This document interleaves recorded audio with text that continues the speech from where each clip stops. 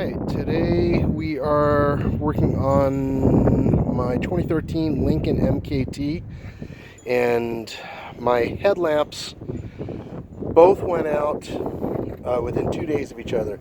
So if you're curious about doing a headlamp replacement, this is not looking like an easy job.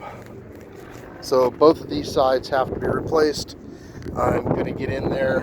It looks like I've got to take the entire front bumper skin off, which starts up here and then goes down with a whole bunch of bolts under fender flare, and then there's bracket inside here. It looks like I went and downloaded the manual for this car because my dealership here was asking for $790 to replace these two D3S equivalent lamps, which I got on eBay for next to nothing. So we're going to hope that this is going to be a relatively painless experience, but it looks like there's quite a bit to it. So you can't get access to anything in here. You can see the back end of the can from here. You can see it real good on the driver's side, and I take your handle there.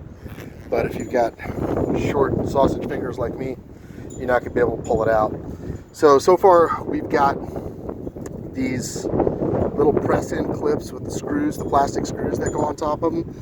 So these plastic screws are Phillips screws. They're very delicate, so easily just gently take them out with I used a power driver, maybe use a regular screwdriver, and then you simply lift it straight up, and then these are going to want to pop out and break loose and go running under your hood. There's two 10mm bolts here and here, and then I showed you the equivalents on the side. So I'll start taking that off when I get down to the bones. We'll pull it and you can see, and then hopefully we can get to the screws for the headlamp, which should just be 2 or 3 of them right in here, it looks like. So keep looking. So we removed the 3 of these on each side, and these are 5.5mm.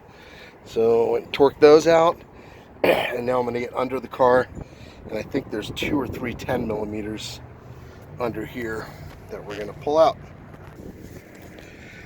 So first, it seems that there's 6 more of those little 5.5mm all across the lip under the car here, and then this is all loose through here now. So this might not be a bad time if you're thinking about making your driving lights brighter too. It might be a good idea to put those in while you got this all apart. It looks like the fender walls are pretty much dropped right out, and this piece they wanted us to take off in the manual. I don't see why we unscrewed this, but I'll keep going and we'll see where we land. Alright, well, if I don't break anything putting it back in, I'll be pretty happy. This little bracket right here had one 10mm bolt on it. When I pulled that out, I'll show you on the other side, this piece of the plastic trim slides right in here, and it didn't want to come out without taking this bracket off.